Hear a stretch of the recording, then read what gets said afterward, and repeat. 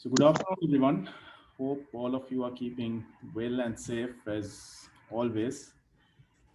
So today we are discussing a very important topic. It's on economic substance regulations and then following which on ultimate beneficial ownership requirements, which are now mandatory requirements for all companies in some form or the other.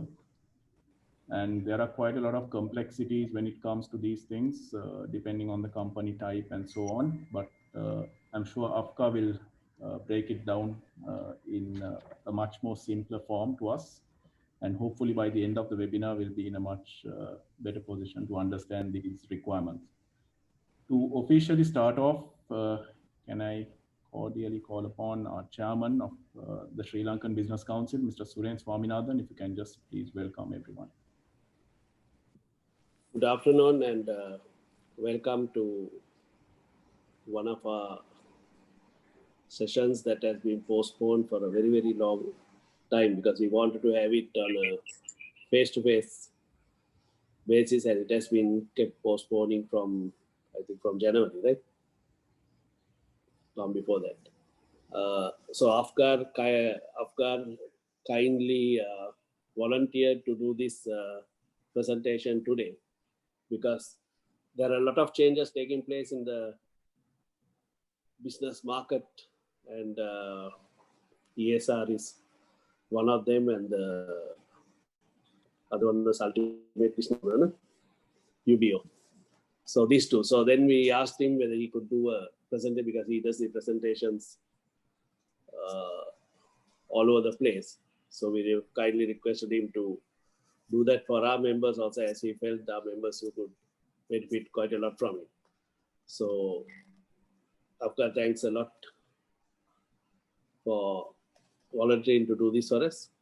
Afkar, by the way, is also a Director of Finance of the Sri Lanka Business Council. And for the proceedings today, Board Secretary Shian will be the moderator. So I hand it over to Shian for the rest of the evening. Thank you, Mr. Chairman. Before I hand it over to Afka, who will be taking us through the presentation, just a few housekeeping stuff. This session is being recorded, and we'll share the link with the video subsequent to the presentation.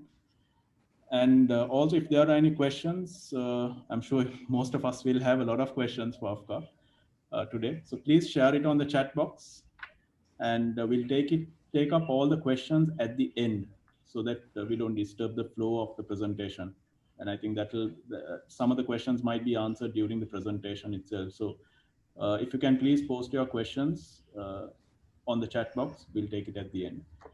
And just an introduction, I know most of you know Afka, but for those of you who don't know, or a few things that you don't know of him, let me just mention a brief profile about Afka. So Afka is a fellow chartered accountant. He's a fellow certified management accountant, as well as an associate certified practicing accountant.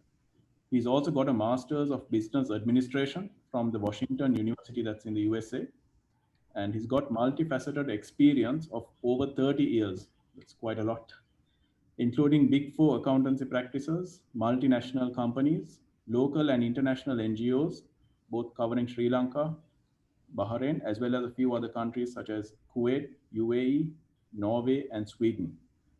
Afka has also advised quite a lot of senior management and board directors of various companies on matters relating to accounts, finance, taxation, auditing, and legal. That's quite a lot, actually.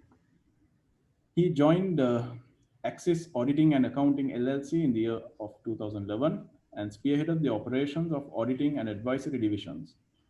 Since 2015, he's been a board member of the Sri Lankan Business Council.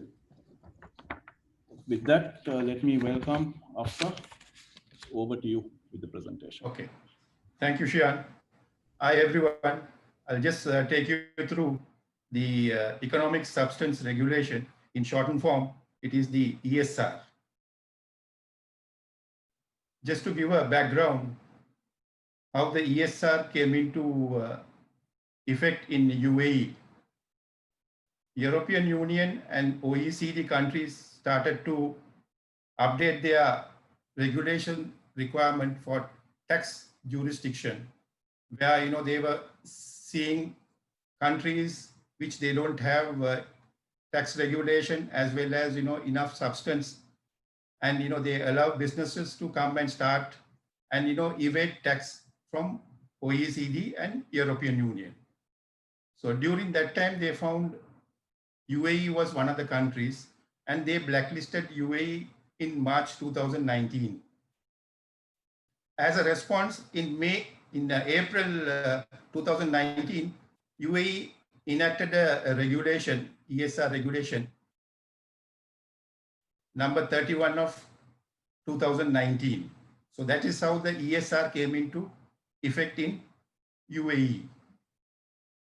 So initially we started working according to number 31 of 2019, but somewhere down July, they replaced that, and in August, they came up with a new regulation which is upgrading and giving new substance to the regulation.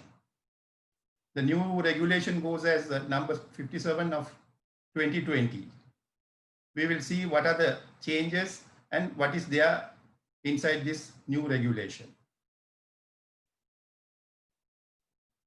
First of all, this regulation is effective retrospectively, not prospectively, retrospectively. That means all companies has to follow from 1st January 2019, although it has been enacted on August 2020, but it is effective from 1st January 2019. So any financial statement which starts on or after 2019 is subject to ESR. So for example, if you have a financial statement starting from 1st July and ending in 30th June 2019, you don't have to worry about that. And even if you start a new financial year from 1st October and ends on 30th of September 2019, which you don't have to worry. Anything starts from 1st January and after is subject to. Then other important thing is all data, information and records should be maintained for 6 years. And there is no time limit. If the authority is fined, there is a misrepresentation, fraudulent action or gross negligence, then there won't be any time bar. They can go back, any period more than 6 years. And this law is not purely on the legal form, it is substance over legal form. So that means where, for example, if you have a company with a license which says you are a management consultant, but you go and do other than management consulting work. For example, you give loans to your related companies and you take interest, you do some other activities. So those are also taken into account when the ESR is looked into.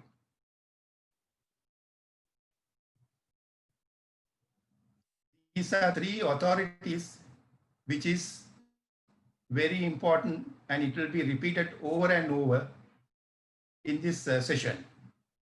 One is the competent authority, which is the Ministry of Finance.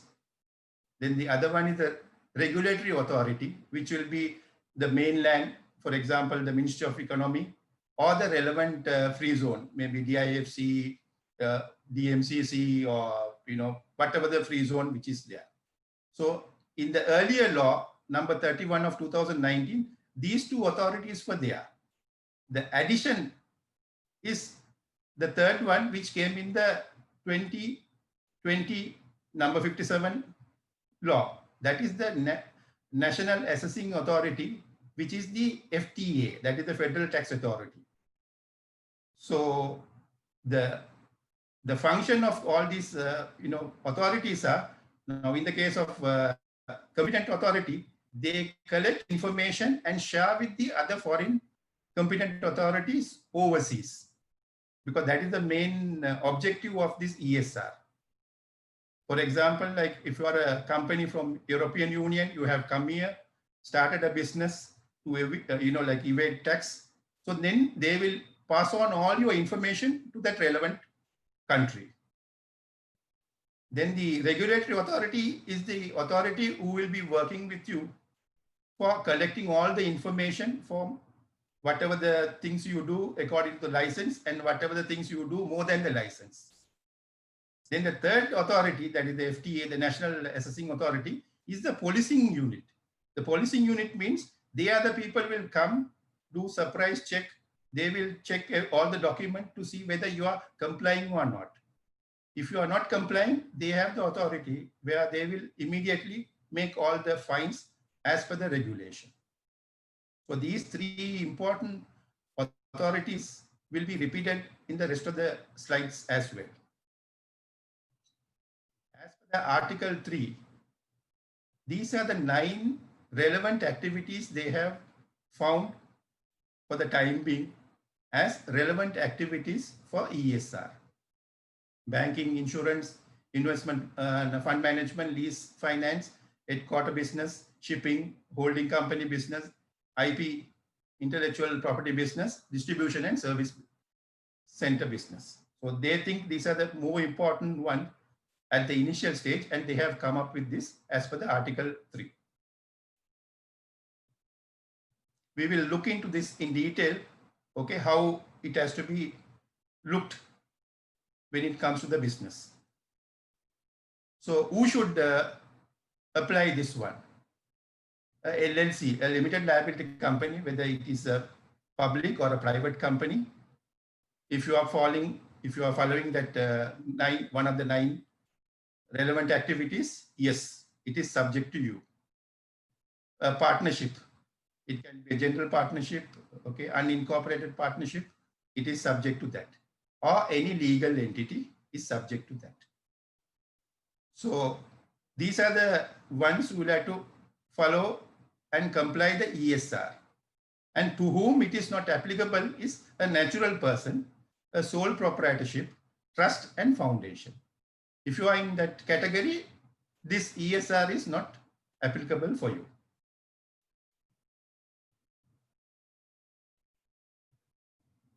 Now, how to decide whether you are falling under ESR compliance or not?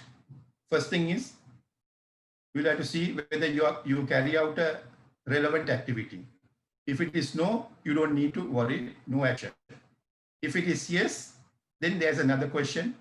Did you generate relevant income? If you don't have relevant income for your relevant activity for that period, then you'll have to do a notification. I'll tell you how to do the notification. If you have income for that relevant activities, then you move on to another decision, a box where you'll have to make another decision whether you fall under an exempt company or not. So exempt company, I will tell you who are exempted from this ESR. If it is yes, you are exempted, you have to only do a notification and you don't have to do anything else. In the case of, if you are not exempt company, then you will have to do a notification as well as you will have to report to the authorities. So this is a decision table to see, okay, whether you fall under the ESR compliance requirement or not.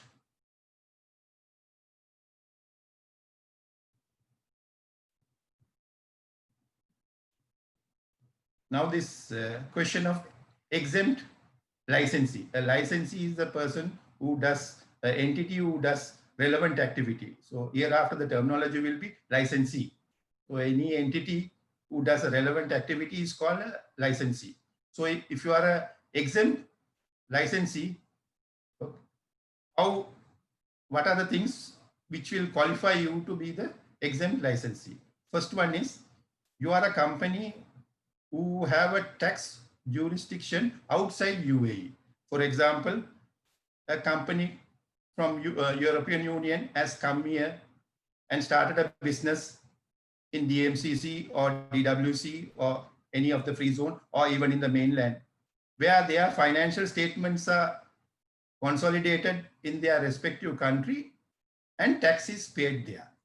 So your accounts, all your financial statements are being submitted as well as relevant tax is also paid there.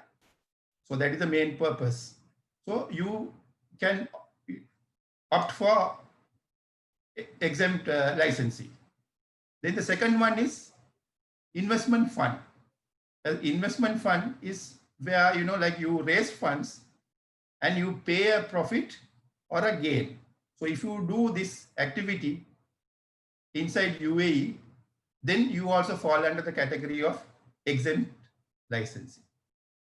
And if you are a local resident-owned, domestically done business where you are not part of a multinational group, everything is domestically done and locally owned, then also you fall under the exempt licensee. Then the fourth one is, if you have a branch of a foreign company where the branch is consolidated and the tax is paid in the foreign jurisdiction, so in that case also you can opt for exempt licenses. So these are the four qualifications they have put if you want to get the exempt category. So if you are an exempt licensee, what you should do? First thing is, you have to submit a notification to the relevant regulatory authority. So who is the relevant regulatory authority? If you are a company in the mainland, the Ministry of Economy will be the relevant regulatory authority. If you are a free zone company, if you are, say, like, you know, in DIFC or in DMCC or DWC, so that relevant regulatory authority will be that the free zone. So you'll have to submit a notification to them. I will come to this notification when I do the notification, what are the things you'll have to do. So second one is, you should give evidence to support your claim for this exemption. So the evidence will be covering under these four categories which is there. This is not one-time story. If you are falling under the exempt category every year the same thing has to be repeated. Because once you do, and if you think, you know, now I'm in the exempt category and, you know, I don't have to do, then you will be in trouble.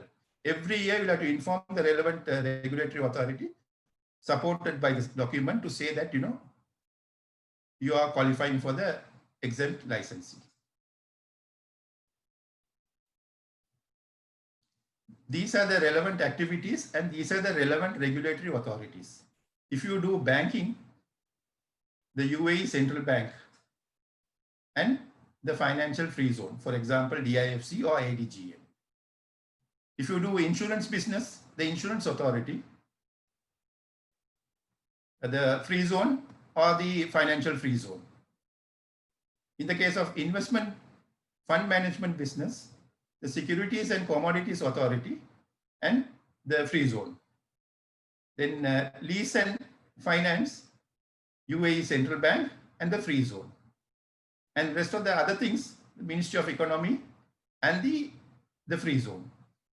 So these are the regulatory authorities for relevant activities.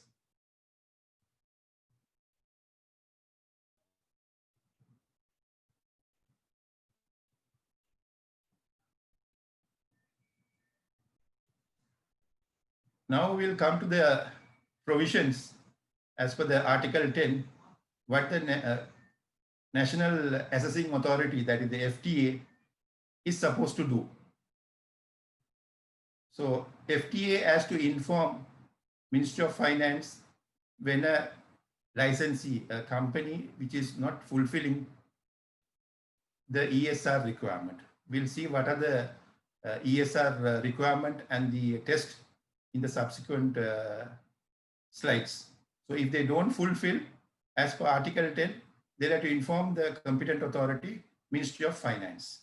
Second one, if you do a high risk IP, that is intellectual property business, FTA has to inform Ministry of Finance. And if you fall under exempt category, the relevant authority will inform the FTA. FTA will check all the document and find out, that you have all the supporting evidence to claim as exempt licensee. That also will be informed to Ministry of Finance. In case if the FTA put a fine, that also will be informed to the Ministry of Finance. So these are the main important requirements of the National Assessing Authority, that is the policing authority, to inform the Ministry of Finance.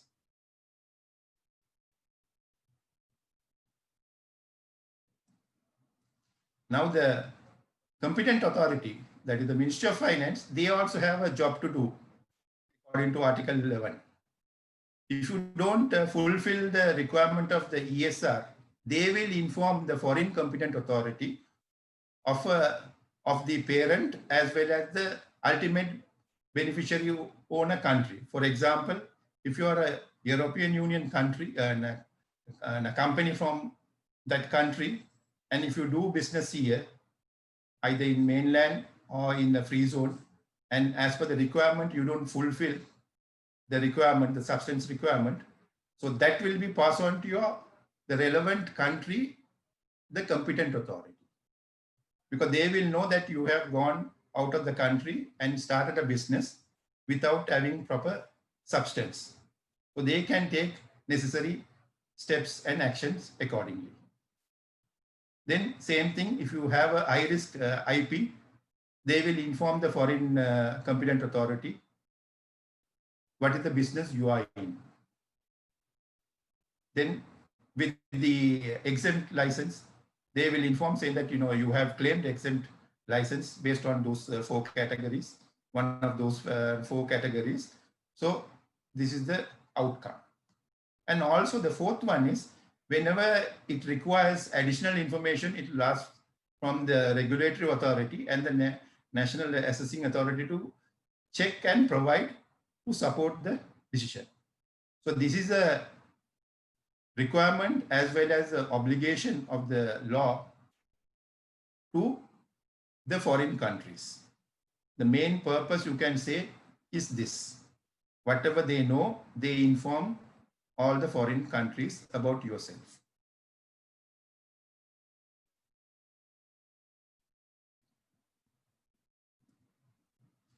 Now coming back to each business. Now CIGA is the core income generating activity. If you do any of these activities, then you are falling under that relevant activity. For example, for banking, you have to raise funds, manage risk, all those things are there. The taking edge position, providing loans and all those stuff. So if you do either one of these, then you are falling under banking relevant activity.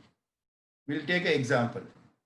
2 companies, one is MNO, who is a branch of JKL Banking Group, which does retail and corporate banking globally. So what MNO does is, it helps JKL by getting clients, assisting them to open bank accounts and all those things. But MNO is a UAE company. So by doing this work, that is, like helping and assisting and advising JKL banking products, as well as, assisting them to open bank accounts, they are not doing any of these 4 categories. So therefore, they don't fall into the category of banking business.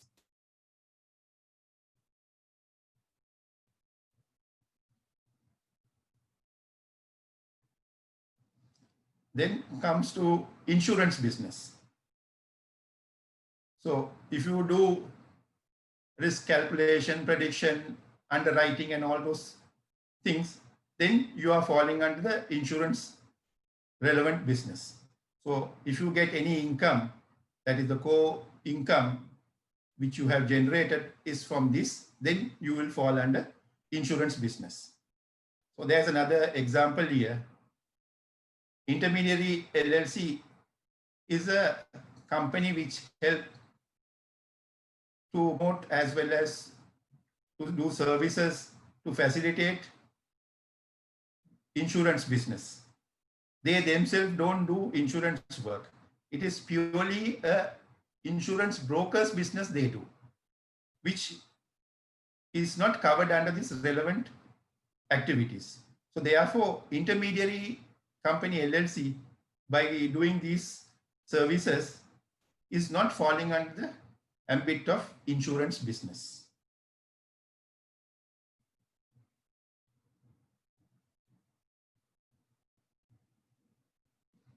Then coming into investment fund management.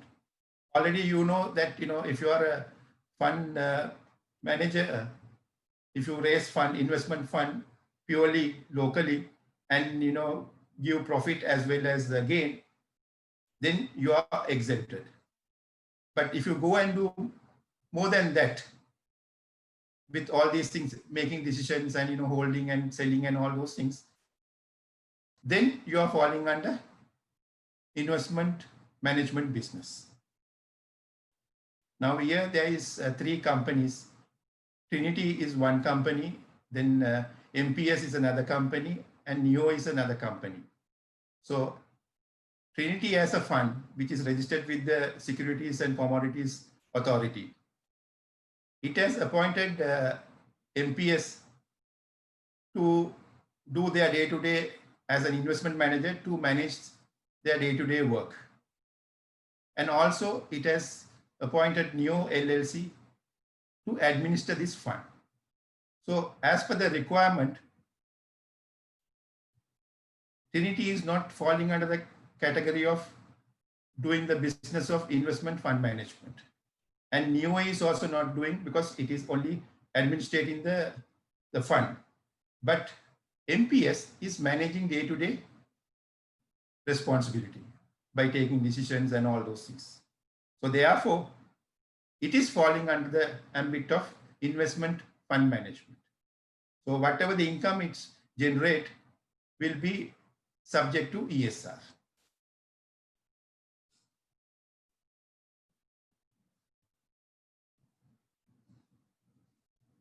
Then the other one is the lease finance.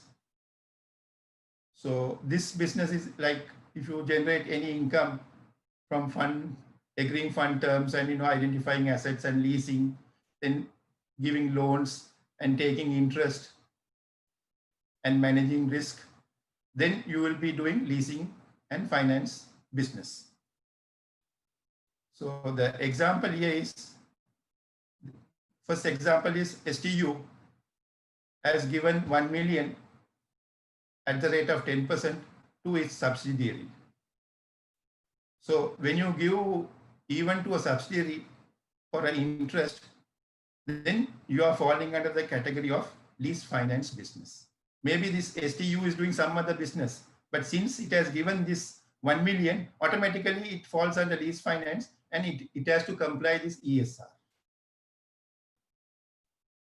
Then in the case of treasury, okay, which is part of the JMR, since, they can take money and, have the advantage of taking at a lower rate, they have taken the money and given to their sister concern without charging a markup.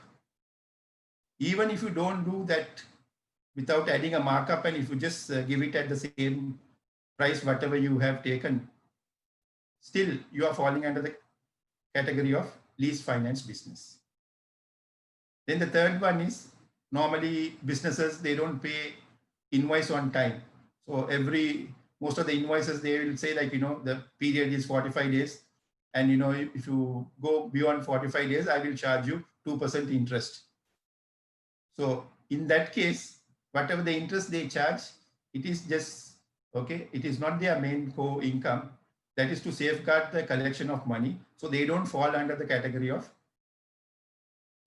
lease finance business.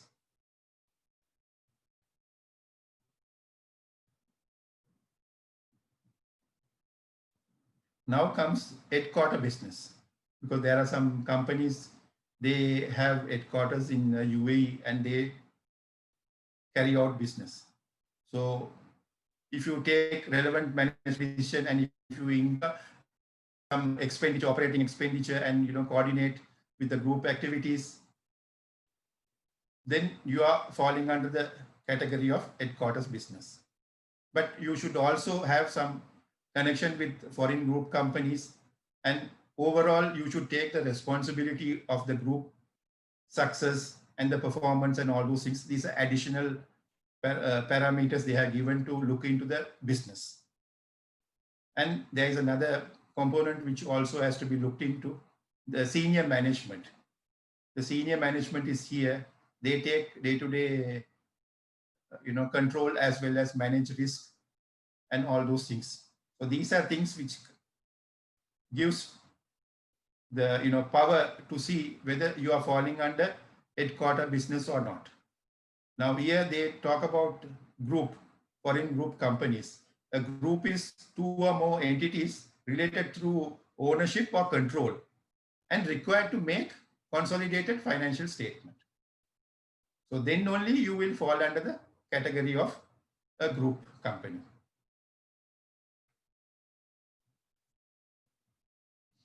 These are some examples of headquarter business.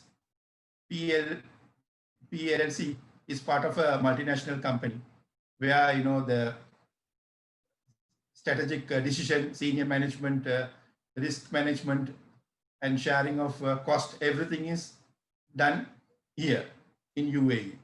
Then as per the requirement, you are falling under the scope of headquarter business because you are taking care of the management, you are taking risk, the senior management is there, and the strategic direction is also given. You take care of the performance of the company, all those things. Then number 2, where FGLC is in UAE, which is part of the UK company. And that FGLC as subsidiaries in Saudi Arabia, in KSA. So what FGH does is they do regular checking and all those things with the subsidiary company in Saudi Arabia. So by doing that, okay, as well as if you see the second paragraph where the Saudi Arabia company take the direction and everything from the UK company.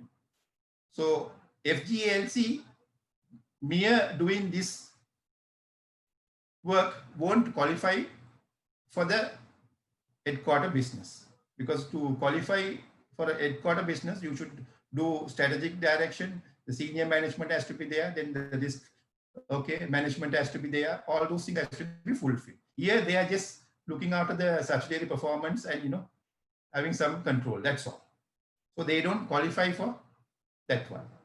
So the first one is qualifying, the second one is not qualifying.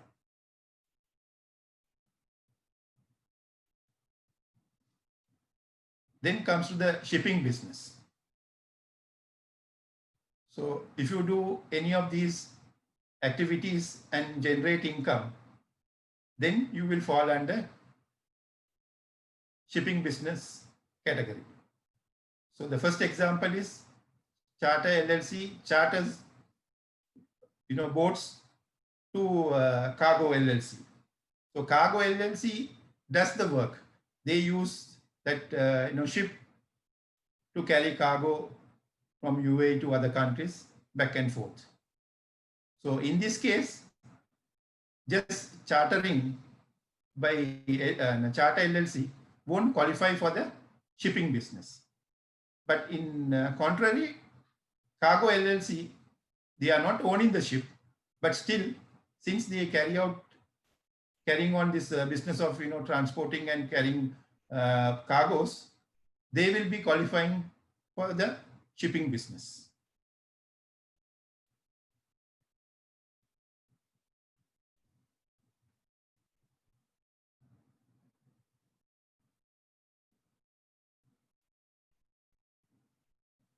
Then the third example is where Water LLC, they own as well as they operate. So obviously, if you own and if you operate, you will fall under the category of shipping business. Then the fourth one, Sailor Corp LLC provides and manage crew for Fourth Fleet LLC. So they does that work. And Fourth Ship does, they are the people who operate the ship. So this sailor is giving the crew, and this fourth is using that crew to operate the ship. So in this case, sailor is not considered to be in the shipping business because they are just mere giving that, and they are not they are only deploying and they are not using that one. But in the case of the Fourth Fleet, it is using that, so they will fall under the operating business, shipping operating business.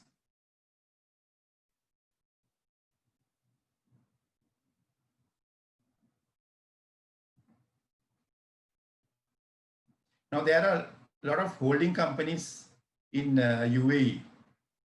Now, if you do these activities, then you will fall under holding company.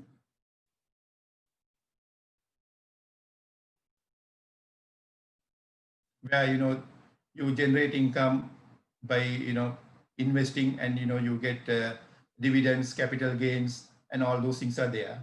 So you fall under the category of holding company. So we'll see this example. GHI LLC, which has 100% of another company, okay? And they give loans to all these companies and earn dividend and interest income. So now, as per this requirement, if you earn anything beyond the dividend and the capital gain, then it will fall under the other business category, which is now according to the requirement, the holding company ESR requirement is less, but when it comes to the other requirement, it will be more. So they will always go for with the other requirement. Now in this case, you give loans as well as you get interest as well as you earn a dividend. So since you are getting an interest, they have grouped under lease finance business, not under holding. So under lease finance business, there are a lot of requirements as per the ESR compliance.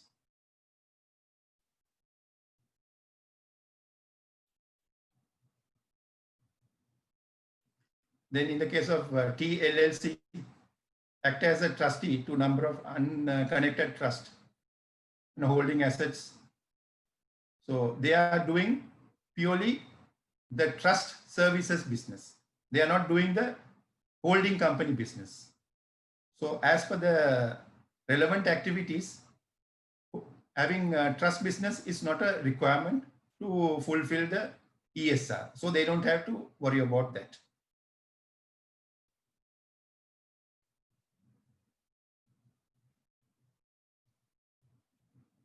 Another example of holding company.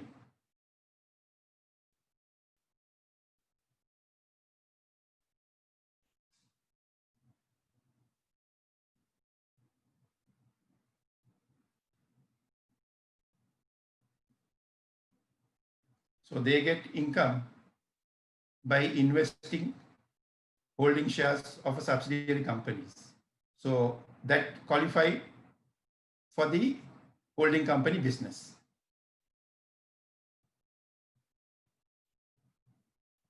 Then the fourth one is, they are in the business of manufacturing food products, and they have gone and invest some money in another company which does like a restaurant business.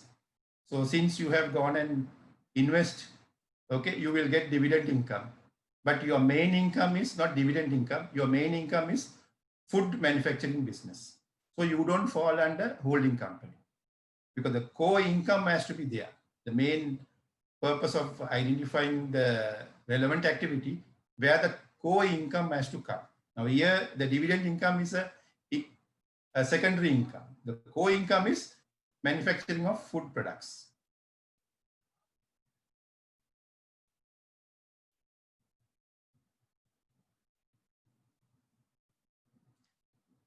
Now, intellectual property. If you get royalties, franchise, agreement income, and if you earn from licensing IPs and capital gain and all those things, then you fall under intellectual property business category.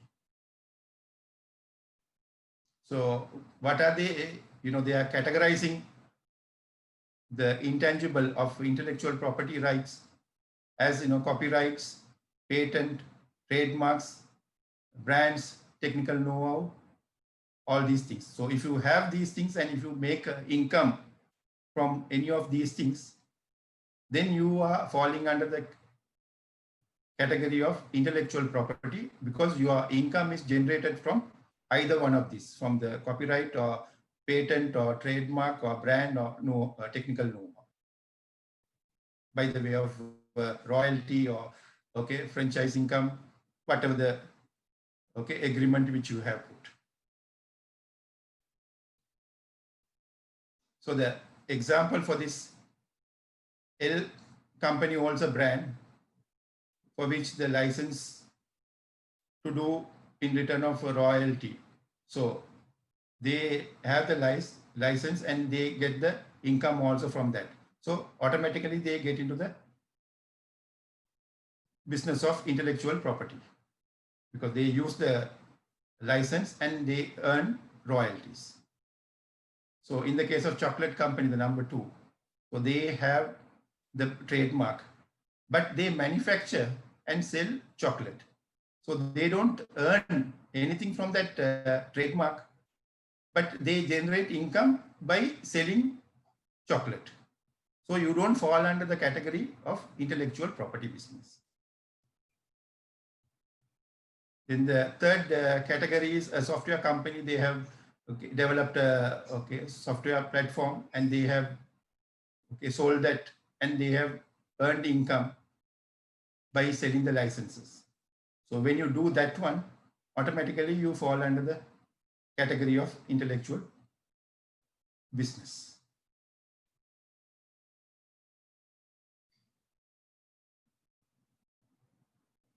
So this is something beyond the normal intellectual business. It is called the high risk business, which has a more substance requirement in UAE. So if you do not create any IP for the purpose of business and you acquire from a connected person, the connected person definition is given here, okay?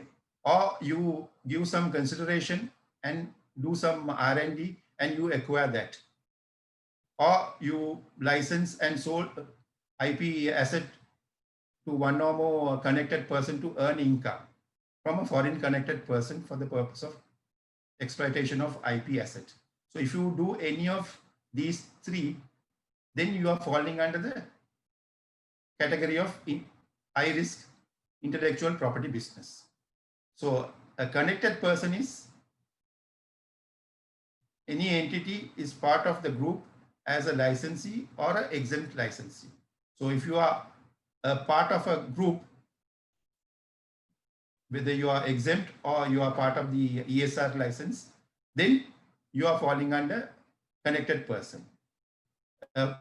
Further definition of like a foreign connected person is a connected person, that is the above one, okay, who is not a tax resident in UAE. So if you, these are the definition given by Article 1. And if you do any of these things, then you are falling under the category of intellectual property business, which has a little bit of a greater requirement, and they will be sharing your information with the foreign relevant competent authority. So this is one of the example, pharma.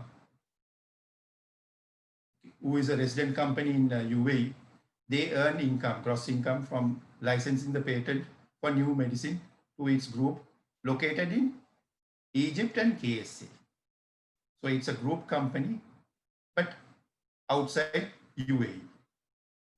So Pharma Corp did not create the patent. The right was acquired from a group company by having this R&D company in UK.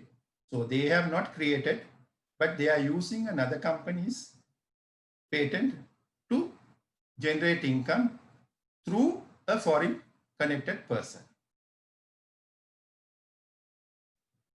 So the final conclusion is Pharma Corp is a high risk license, okay, will be subject to exchange of information as well as additional requirement, which I was telling you. We'll see what are these additional requirements they are talking of. Then the final relevant activity is the distribution and service center. If you do any of these things, like, you transport, store, and, like manage inventory, taking orders, providing consulting. Now, taking orders is a very important thing because there are companies who are established in UAE, especially in free zones. They don't own anything. They connect two countries, a seller from India, a buyer from UK. But what they do is they raise the invoice and get the money here because they get the order. So you can't say like, I don't bring the stuff. It is high sea sale where, it is going. Okay. But if you are falling under one of these categories, now if you buy things from a related company, either raw material form or a finished goods form from a foreign group company, then you are falling under distribution business.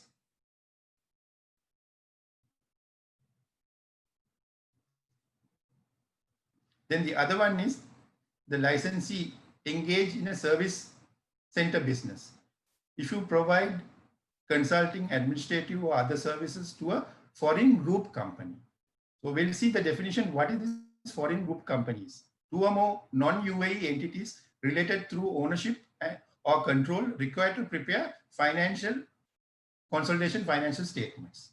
So if this requirement is covered and if you do services to them, then you will be falling under the category of service center business. We'll see some example for this. XYZ LLC buy furniture from a group company based in Lebanon, and they sell this in the Middle East. So it's a group company. So it is connected. You buy finished goods and you sell. So you are carrying on a distribution business.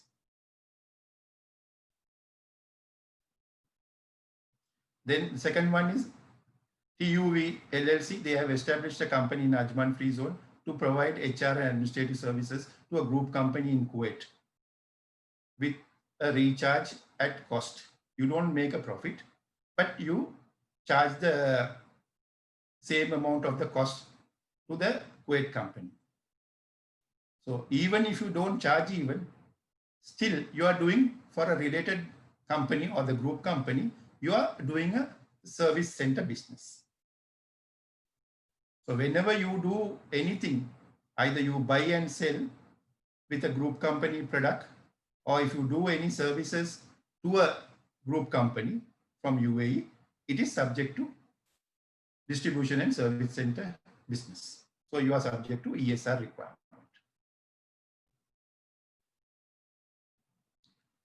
Now, as per Article 6, you will have to do a ESR test. First one is the licensee, the entity is performing a related co-income generated income in the UAE. So you will have to identify all those things. What are the things? So it has to be gross. Now, if you make a income and if you have a related expenditure, you can't go and deduct that related expenditure and say this is the net amount I have earned from this particular activity. No, you can't do that one. Expenditure is shown separately. The income has to be shown separately. So that is one test you'll have to do, which FTA will check. And the second one is there should be substance. Substance means there should be, the directors and managers to do the business. Now, up to now, we don't know, okay, what sort of a substance it is required. Now, for a company, okay, how many people they are expecting to be in the director board as well as, okay, managers, it is still not clear. But they are talking about substance. If you generate income, you should have enough people. Okay, as well as you should have a board meeting, and board meeting also to fulfill the quorum requirement. The director should be physically present here, not that you come and open a company here and put some people to work and you go and from remotely you manage. That you can't do. It has to be, okay, taken care, where now these things will be covered under UBO, where all those additional requirements are coming. So they will have to come here, hold business, record, and do all the things accordingly. Then the third one is having substance in UAE, where you have adequate qualified staff, not like you have number of staff where mostly you have PROs and drivers and all those clerical staff. No, if you are in a business, particular business that require certain qualified people, you should have all those required qualified people. So that is one of the tests where the FTA will check, because here most of the companies we have seen, they come, they open, they just put one or two people, receptionist, okay, some administration, PRO, and some drivers, and they go. And rest of the work is done from a remote place, and millions of dirhams and dollars comes here and goes. So you can't do that. You should have enough substance here. You should have a proper office, okay, proper annual operating expenditure, and all those things has to be properly recorded and substantiated. Then the other one is the special requirement. Now, in the case of a holding company, your requirement will be less. You don't have to, if you earn income through dividends, okay, then you don't have to worry. But in the case of a high risk business, okay, there are additional requirements where FTA will ask you, depending on the business, whatever you are doing at that moment. So this is a test which you will have to fulfill to satisfy the FTA, because that is the National Assessing Authority, who is the policing authority. So if you fail, there are certain penalties are there. Okay, so they will charge that.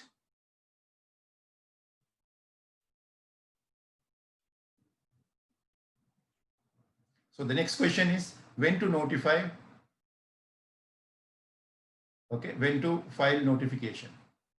So if your financial year ends on 31st of December, by 30th of June, you will have to do. So if, in the case of 31st December 2020, before 30th of June 2021, you will have to notify to the competent authority.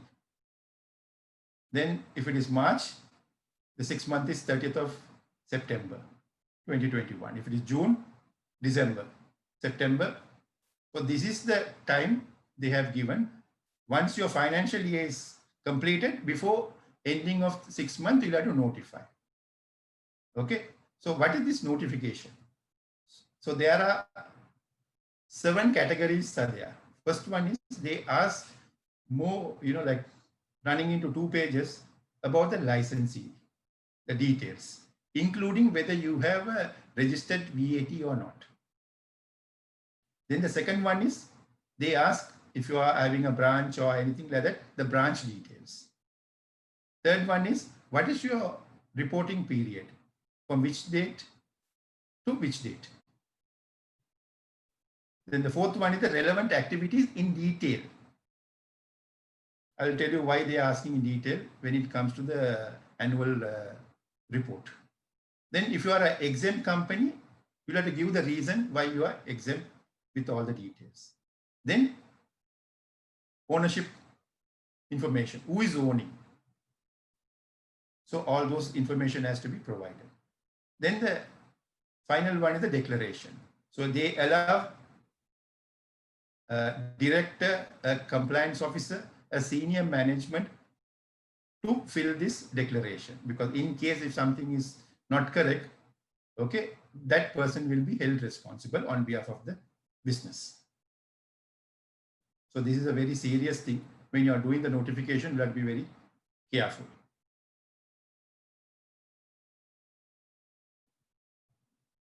Second requirement is the annual reporting filing.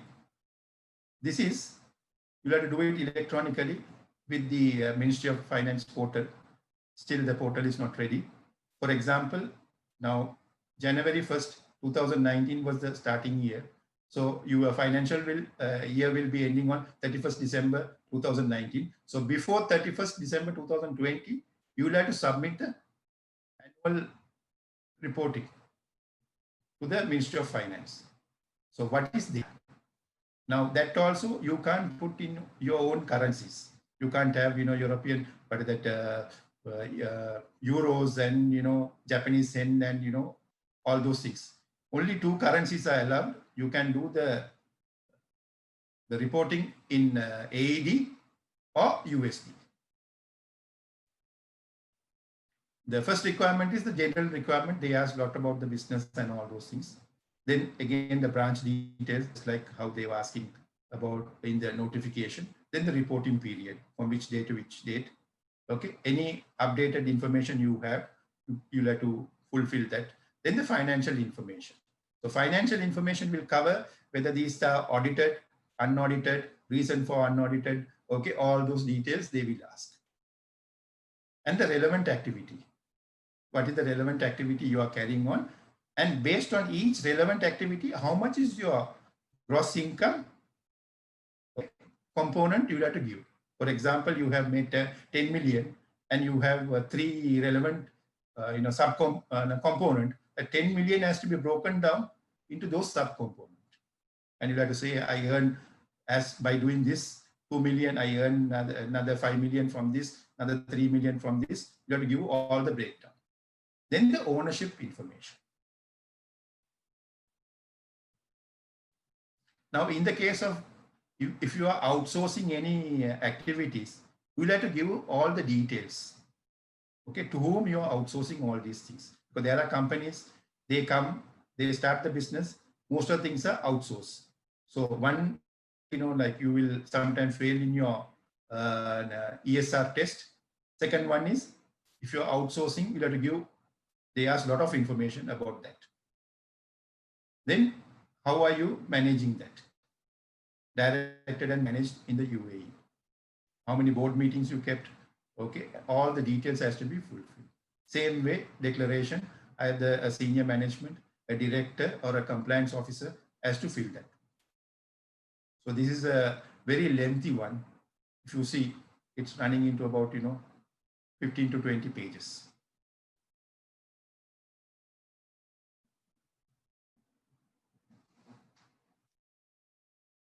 The Article 13, 14, and 15, where the FTA is more interested in. That is the penalty for non-compliance. So if you don't file your notification before end of 6 months of your financial year, you will get 20,000 as the fine. And if you don't report before end of 12 months of your financial year end, then you will get a 50,000 fine. So first one is 20,000, second one is 50,000. If you give wrong, incorrect information, and FTA found that you have done something wrong, you will get a fine of 50,000. And if you don't fulfill your ESR requirement, first year will be 50,000. And if you continue the same thing, second year is 400,000. Plus they might suspend or withdraw your license to do business.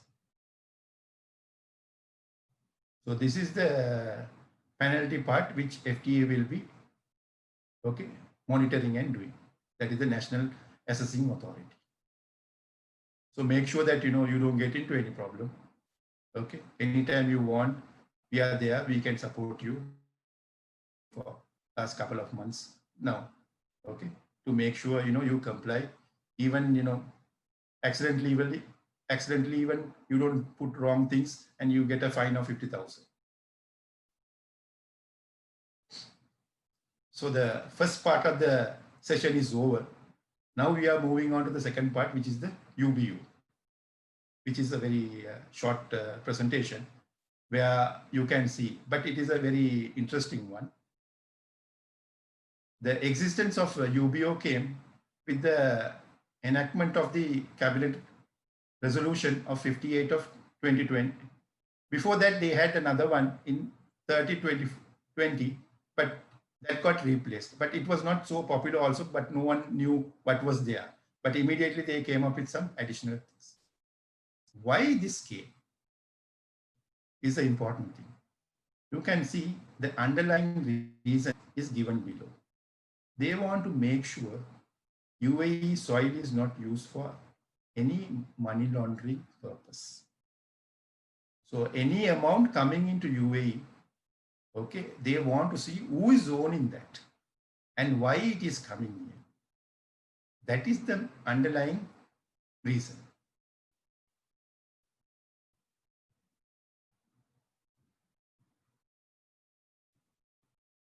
So the objective which they have mentioned is they want to be par with the international requirement and all those things. And to whom it is applicable, the scope is for all companies, whether you are in mainland or free zone.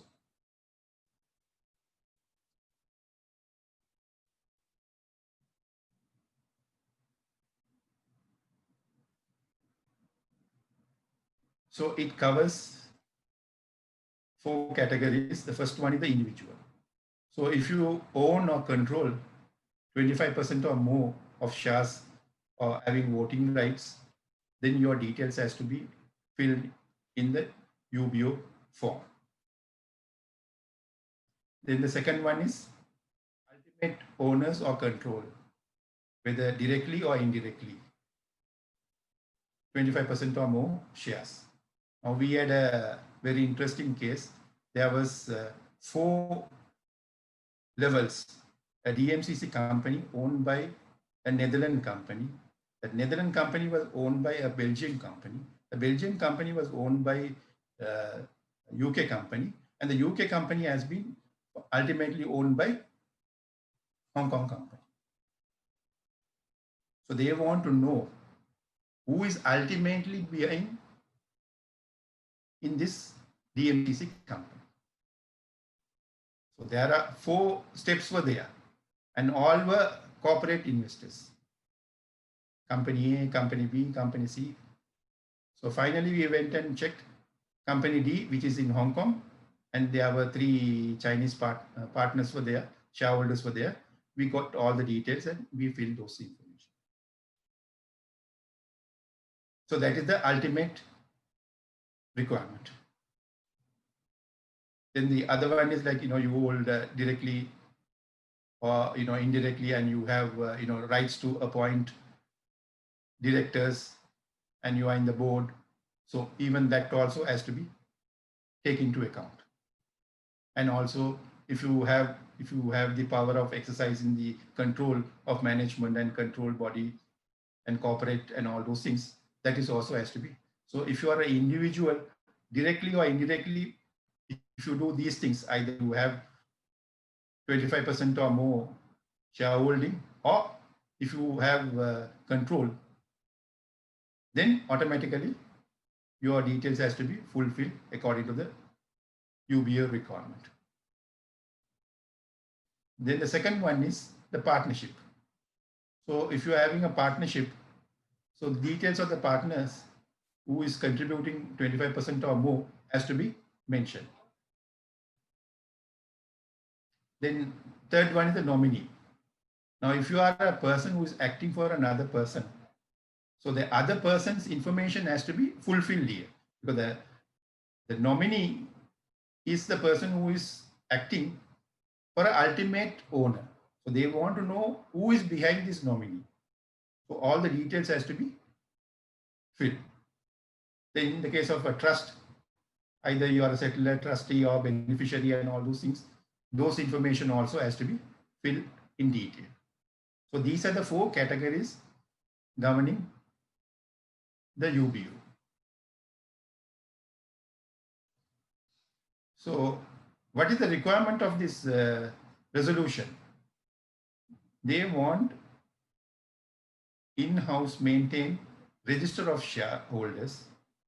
If the company is held by so many shareholders, all the details has to be there with the number of shares and the share number starting and ending and all those things. Then the ultimate beneficial owner. Now, just like I was telling you about these 4 layers they had, all the details has to be there. Now, in the case of a nominee, who is the person who is acting and who is the person, who are the people who are behind that. So that also has to be mentioned. And you should keep registers in office anytime someone can come and check. So doing this is not going to help. You will have to notify this also to the regulatory authority. If your regulatory authority is any of the free zone, you'll have to do this as well as inform them. Now, first thing is, now we will be doing the forms. Through that, they will know all the details.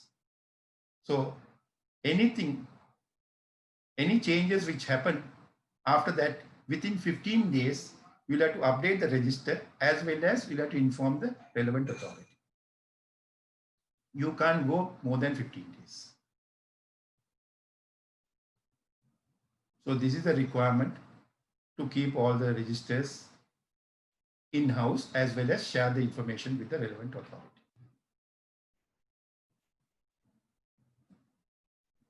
Just to give an example, now in the case of a corporate, because if you see the UBO, there is 2 components. One is the corporate details, and the other one is the individual details.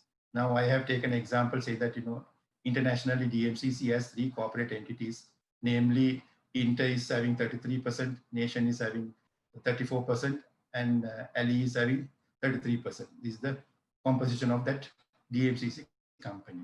So we'll see how it is filled. Name of the company, you have to put address of that company, the shareholding composition. So this is the first part. So this is not completed because it is only the corporate information which is there. You don't have the details of the ultimate owners. Then the second component of the UBA form comes, that is the individual requirement. So you have to have the first name, middle name, and the last name, date of birth, nationality, passport number.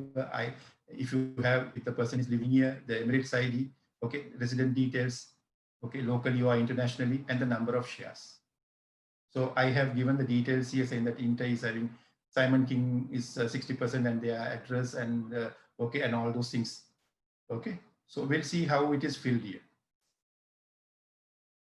So where the first is concerned, you have Inter Limited with 60% with Simon's detail. Then this 40% with okay, Rose details. Then Ahmed Zaki details for the second company, which he holds 30%. Then 50% from Kamal's details. Then the other person who holds 20%, Karen, okay, her details is also there. Then the final company, Ali, which is owned by 2 people, 50-50, both are living in UAE. So their details is also there.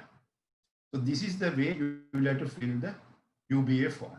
The first component is the breakdown of the individual corporate owners and the breakdown of each corporate owner who is behind that is given here. So coming closer to the final part, what will happen if you violate this? They might impose sanction 1 or more. Still, they have not quantified.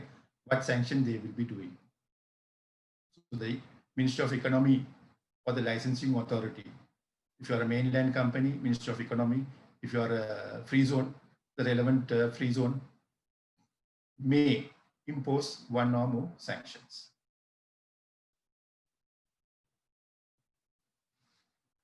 Right.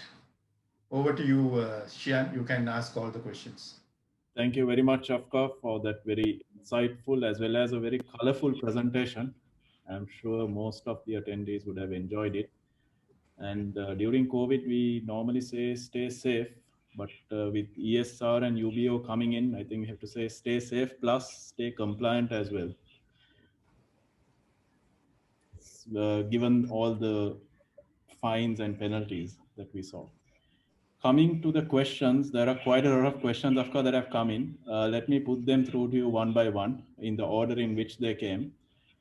So the first question is, if a company which is owned by a UAE resident and only does a few transactions outside the UAE, that is within the GCC, does it mean that it is an exempt company from the requirements? Please confirm. So this question No. is from Naomi. Yeah. See, there are 4 categories which comes into the exempt category.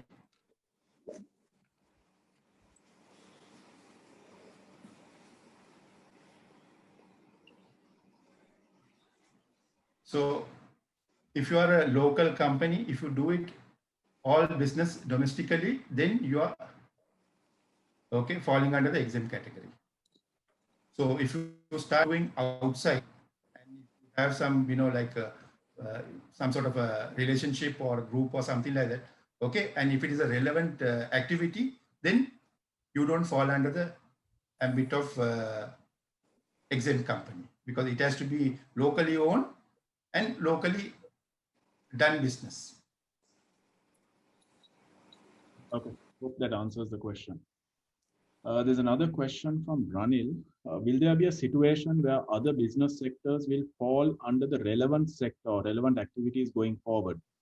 So I assume It's a that very- other than the activities that have been mentioned or Yeah. registered.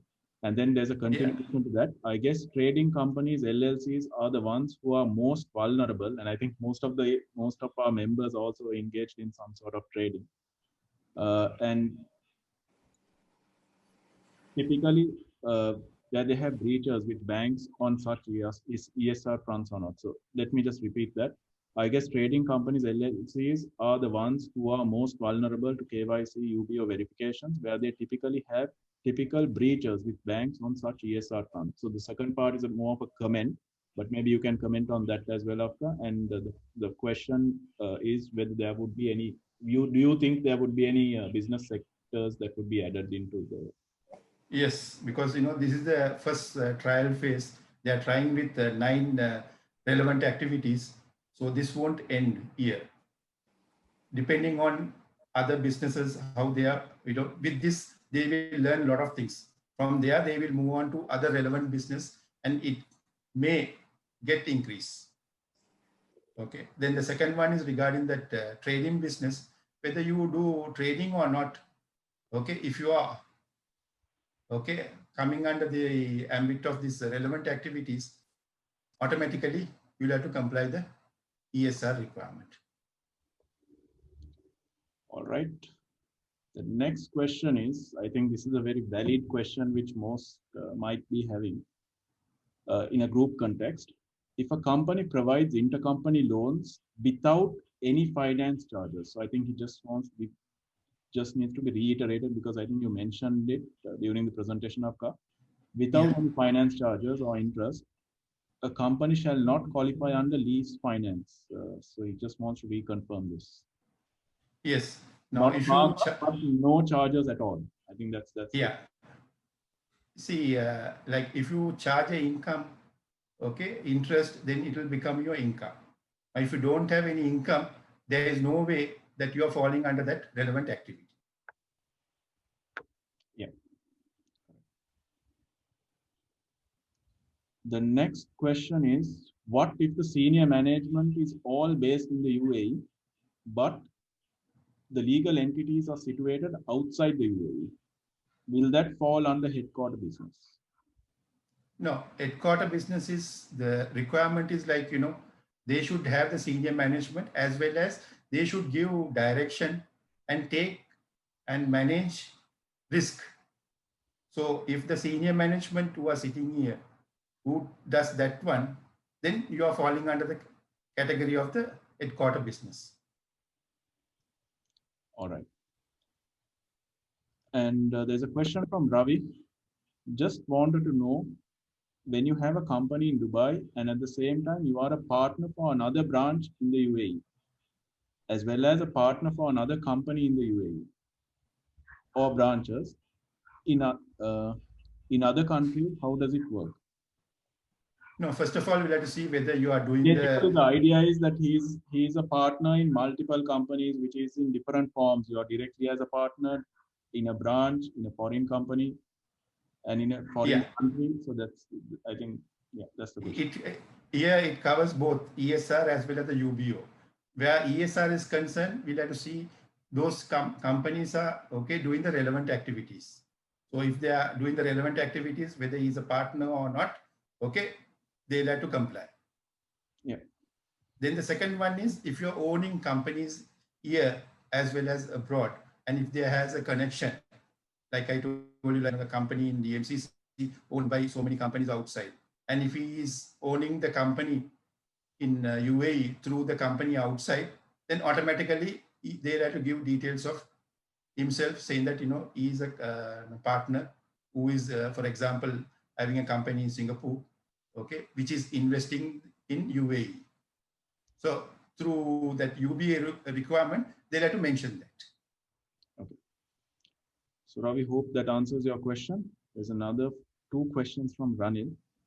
First of it is, what if the senior management is all based in the UAE, but the legal entity of the headquarter is situated outside the UAE?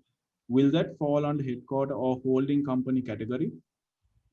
And no. Okay, yeah, you can answer that part first. Yeah, because now we'll have to see, what sort of income they are generating in UAE with the senior management. So if they have any relevant income and they spend the expenditure and all those things which covers under the headquarter business, then it will fall.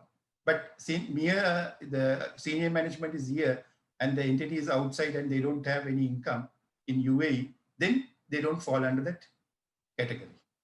So the main thing is, where the company and what sort of income you get, and if those incomes are coming under these categories with all these additional provisions, then you will be qualified as headquarter business and you are subject to ESR. Okay.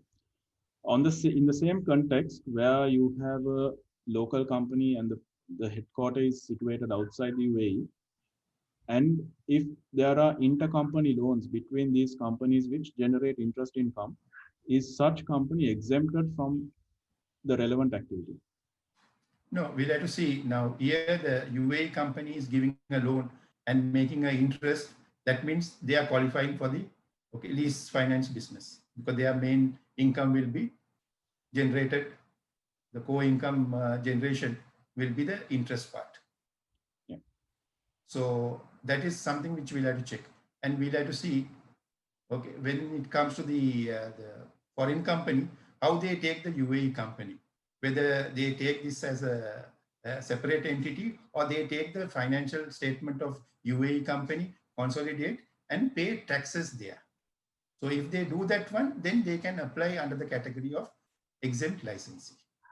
Okay. The main purpose is they want their component of tax paid in their respective country. One more question. Actually, there are a few more questions. A few new ones have come in as well. The next is, what happens if one has failed to update UBOs, that's ultimate beneficial owners, and notify the authorities by the deadline, which was 22nd October 2020. So this is a very relevant question on the second presentation which you did. Yeah, now where the 60-day period, like most of the people have not complied, and due to this current, pandemic and all those things, they have given a bit of a, relaxation. So the first period, there will be some relaxation is there. Once that is closed, then they will be stick to the principle. Because still people are filing, which already, on 22nd October deadline is passed. Okay. There are quite a few more questions. Let's try to get in as many as possible. Next question is from Suresh. Are trading companies fully owned and operating in the UAE exempt or have to file the ESR? I think you answered that, but if you can just reiterate. Yeah. Now, if it is a domestic company owned by a resident or a citizen here and does local business, domestic business, you are exempt. Yeah. The next question is from Kevin Bulna. Thanks for organizing this very informative and insightful meeting. Okay, that's just a comment. It's not a question. Thank you for that, Kevin. And then Maria has sent a question. In regards to the UBOs, does this imply that the unwrapping until individual UBO level, that's until you establish the ultimate beneficial owner, or until the shareholder level, who holds the share percentage above or equal to 25%, irrespective of individual or entity? So I think this question comes in at the point in which probably a corporate is a shareholder and whether you need to go one level above that or not. Exactly, yes. See, now if the example which I told you about one of our clients, there are 4 levels. So we went into each 4 level. Every level, the shareholder was having more than 25%. Okay, and we went to the ultimate one. Okay, they had 3 people. So they have shared 100% into 3. So 33, 33, and 34. So we recorded those final 3 people as the ultimate owners of that company in DMCC. Okay.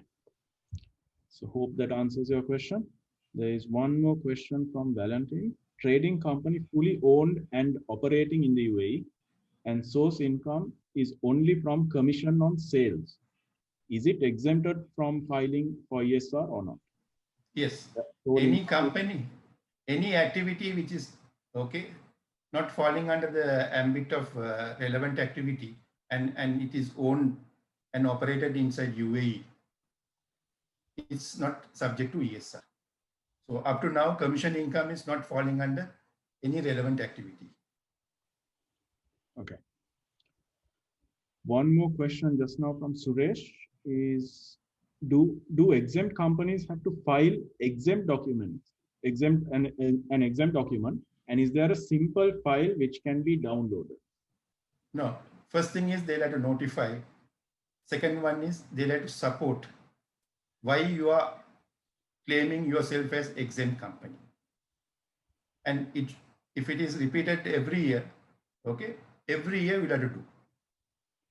And the FTA the relevant authority, you'll have to do it with the relevant authority.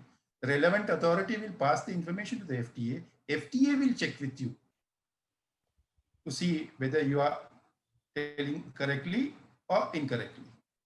Okay. One more question. When it comes to Dubai Economic Department or the mainland companies, the ultimate beneficial owner submission wasn't ready by the due date. So in this case, what happens and is it ready now? Now, what they have told is you will have to contact Tahsil or Armor Center with relevant documents. What is the relevant document? MOA, the license, and the details of all the shareholders. So if you go with all these things, sometimes they will ask more details because they are doing the work on behalf of the Ministry of Economy for UBO. Okay. Let's take 1 or 2 more questions. If anyone wants to ask a question, please feel free to unmute yourself and ask it now. You can just allow for a few questions before we wrap up. And if not, there is another question. Is this exercise to implement the tax in the future? That, of course, I can say, yeah, okay, you'll have to get ready. Maybe within another 2 or 3 years' time, something might come in the form of corporate tax. So, Afka, just to clarify, this is Ranil here. Just to clarify on the UBOs, so any company having more than less than 25% shareholders as UBOs, you don't bother about verification or providing information of them, right? So typically you can have, say, 5 shareholders of 20% each. You're not bothered, isn't it? No, we'll have to see, okay, who is taking the control and who is making decision. So Yeah, if okay, the so- five, if they are not involved in the business and they are only having less than 25%, but there are some other people in the form of director or in the form of a manager, so then you'll have to disclose those people's details. Right. Okay. Got it. Thank you. Anyone else? One final question?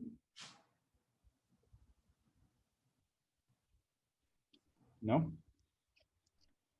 Okay, so thank you very much, Afka, for that very important and useful presentation, and hope all attendees found it useful. There's a poll on your screen that should have been appearing over the last 10 or so minutes. I hope you voted in, just to get feedback so that we could look at it for future webinars. And hope you take a lot from this presentation. We'll be sharing the link of this presentation either today, if not tomorrow, with all the attendees. Thank you very much. And as I said, I hope all of you stay safe and stay compliant. And if anybody has any question, they can refer it to Afkar also later on. Yeah, That can be. yeah, and I will just give my details also in case if they want, they can call me or email me. Can we take a picture, Sham? We can do that, yes. So this is my email ID and the telephone number. Feel free whenever you have any additional question. Okay, not related to only ESR and UBO, even with VAT or anything, you can call me or drop an email. Okay, I'll try to assist you. Thank you very much for that, Afka. So yeah, maybe we can take a few pictures. Everyone could, if it's possible, to switch on your cameras just for a few seconds, that would be great.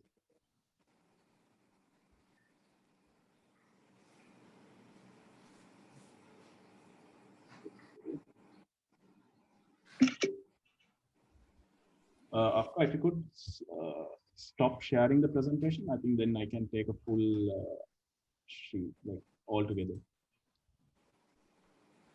That's fine. Yes, it's perfect. Just taking the picture. Yeah. 1, 2, 3. Thank you. Yeah, done with the photograph. All right, so if anyone has any questions, I'm sure most of you will. Please get in touch with Afka, and I'm sure he'll be able to help you out and do his best. Thank you very much, everyone, for sacrificing your time, and I'm sure it was useful. Thank you. Thank you. Thank you, Afka. Thank you very Thank you. much. Thank you.